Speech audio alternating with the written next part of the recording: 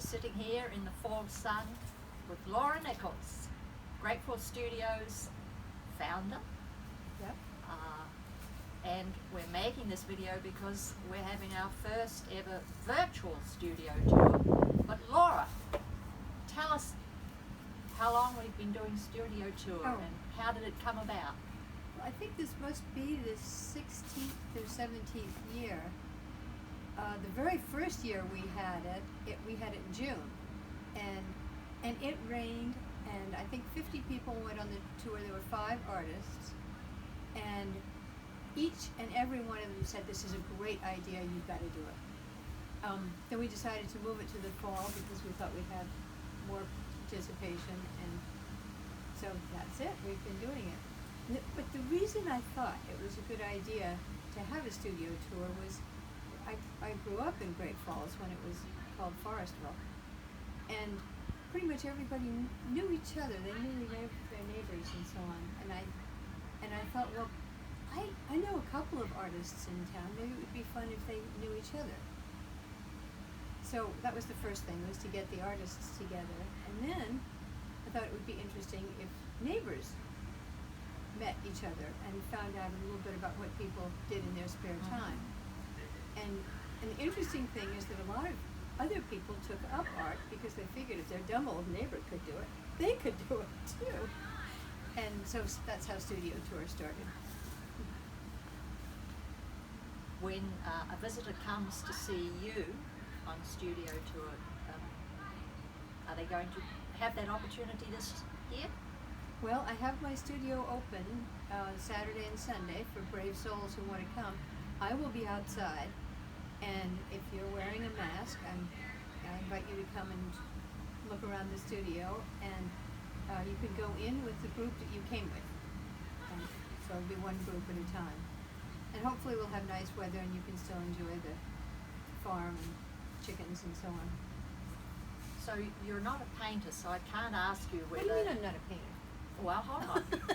Whether oil or watercolor is your favorite, but as a potter, is there what's your preferred style or method? Or Well, it started out with wanting to do brush painting. So I took a few classes in Chinese brush painting, and it's evolved from that. I'm working constantly towards more simplicity, fewer brush strokes, just enough to capture the essence of the animal. I used to do some background and leaves and things like that. I don't do that anymore, just trying to get the essence of the animal. So would you say that you work in a controlled and limited palette? Yes. Yes. Largely because when you're painting on pottery with, these are sort of inks that I've developed, when you're painting it on, it doesn't look anything like it turns out after it's been fired.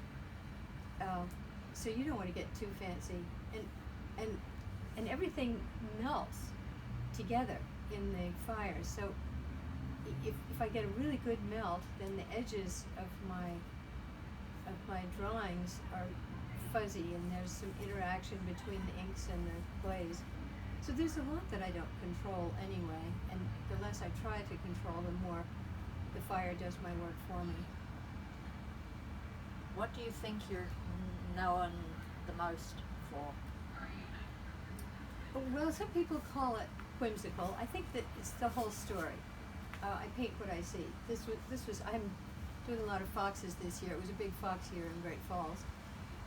We had a one-eyed vixen that pulled off 7 kits, and we watched them every day, and they got too big for their one hole, so she moved them to a second hole on the other side of the farm. And we watched them go back and forth. So I'm big on foxes this year, even though they eat my chickens. Oh dear. Do we have time to hear who inspired you as a potter to begin with? Probably more circumstance than any person. I love making pots. I love working on the wheel. And I figured if I made useful pieces, they would find homes in other people's houses, and then I could make more. Thank you very much, Laura. You're welcome.